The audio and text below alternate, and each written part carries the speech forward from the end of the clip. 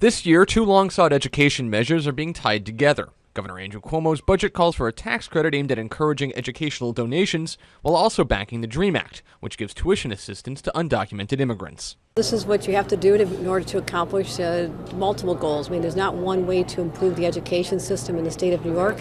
The governor recognizes that the DREAM Act, to the tune of $27 million, is going to give a shot, an opportunity for young people who are already living in this country. And on Monday at the Capitol, advocates for the education tax credit pushed the issue before state lawmakers. It would enable more children to attend our schools, and therefore the bottom line would be we maybe wouldn't see any more schools closing. The measure would provide a tax credit for donations to public schools and to scholarship programs aimed at parochial and tuition-based schools. If it isn't approved, that's just another blow to us in terms of resources that we could kind of bring into our neighborhoods to provide this sort of programming. Meanwhile, on the same day, supporters of the DREAM Act at the Capitol held a rally for the legislation that would provide state tuition dollars for undocumented immigrants.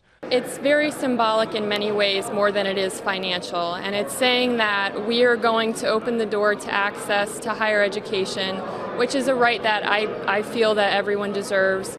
Both measures have languished here at the state capitol, with the Republican-controlled state Senate already approving its version of the education tax credit. Meanwhile, in the Democratic-led Assembly, lawmakers there are supportive of passing the DREAM Act as they have in previous legislative sessions, but are yet to approve the education tax credit.